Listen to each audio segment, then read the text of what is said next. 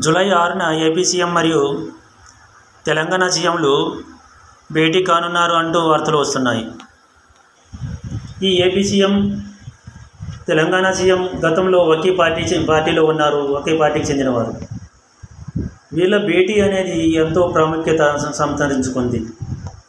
ఎందుకంటే విభజన సమస్యలు పరిష్కరించడానికి, అలాగే ఉమ్మడి ఆస్తులను విభజించడానికి సంబంధించిన భేటీ కావచ్చు ఇది.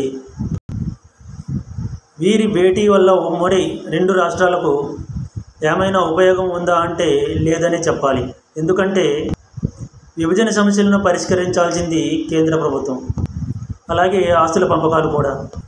ముందుగా ఆస్తుల పంపకాలు అయితే జరుగుతాయి అనుకుంటున్నా. ఎందుకు అంటే ఆస్తుల పంపకాలు జరిగితే ఎవరి ఆస్తులు వాళ్ళు అమ్ముకోవచ్చు, తాకట్టు పెట్టుకోవచ్చు, ఆస్తులని వివిధ సంస్థల దగ్గర పెట్టి బాండ్ల రూపంలో పెట్టి అప్పులు తెచ్చుకోవచ్చు. కాబట్టి విభజన సమస్యల కంటే ముందుగా ఆస్తుల విభజనపై వీరికి శ్రద్ధ ఎక్కువగా ఉంటుంది. అంతకుమించి ఏమీ జరగదు. రాజకీయ పరంగా రేవంత్ రెడ్డి గారికి ఎటువంటి సలహాలు కావాలనేది చంద్రబాబు నాయుడు గారికి దగ్గర తీసుకుంటారేమో. అలాగే తెలంగాణలో బీఆర్ఎస్ పార్టీని లేకుండా చెయ్యి, ఆంధ్రాలో వైసీపీ పార్టీని లేకుండా నేను చేస్తాను అంటూ ఇద్దరు కలిసి రెండు రాష్ట్రాల రాజకీయాలు మాట్లాడుకుంటారేమో. ఇలా తెలంగాణలో బీఆర్ఎస్ను, ఆంధ్రాలో వైసీపీని లేకుండా చేస్తే మనమిద్దరం ఇంకో 15 సంవత్సరాలు సీఎంలుగా ఉండొచ్చు అనేది వీళ్ళ ఆలోచన.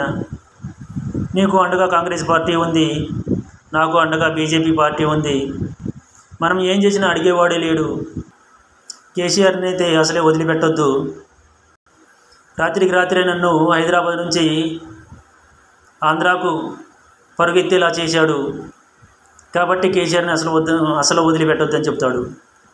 నేనైతే జగన్ అసలు వదిలిపెట్టను అంటాడు. ఇవే వీళ్ళు మాట్లాడుకునేది. ఇంతకన్నా ఎక్కువ ఏం మాట్లాడుకుంటారు? ఆంధ్రాలో జరిగే అరాచకాలను చూస్తున్నాం కదా. జగన్ కానీ కేసీఆర్ కానీ ఏ జాతీయ పార్టీకి, కేంద్రంలో ఉన్న పార్టీకి తొత్తులుగా లేరు. కేంద్రంలో నాకు బీజేపీ అండగా ఉంది, నేను నీకు అండగా ఉంటాను, కాంగ్రెస్ పార్టీ నీకు అండగా ఉంటుంది, కాబట్టి కేసీఆర్ని మాత్రం వదిలిపెట్టొద్దు అని చెప్తాడు. అసెంబ్లీ ఎన్నికల్లో ఎలాగైతే పార్టీని పోటీ లేకుండా చేసి నీకు సహకరించానో ఇప్పుడు కూడా అలాగే సహకరిస్తాను, నా సహకారం ఎల్లప్పుడూ నీకు ఉంటుంది, ముందుకు వెళ్ళు, ఆగొద్దు అంటూ సలహాలు ఇస్తాడు చంద్రబాబు నాయుడు గారు రేవంత్ రెడ్డి గారికి. వ్యవస్థలను ఎలా మేనేజ్ చేయాలో కూడా రేవంత్ రెడ్డి గారికి చెప్తారు చంద్రబాబు నాయుడు గారు. అలాంటి ఈ భేటీ ఒక రాజకీయాలకి సంబంధించిన భేటీయే కానీ ప్రజలకి ఏదో మంచి చేసే భేటీ కాదు, ప్రజలను ఉద్ధరించే భేటీ కూడా కాదు. ఓన్లీ రాజకీయాల కోసం భేటీ అవుతున్నారు.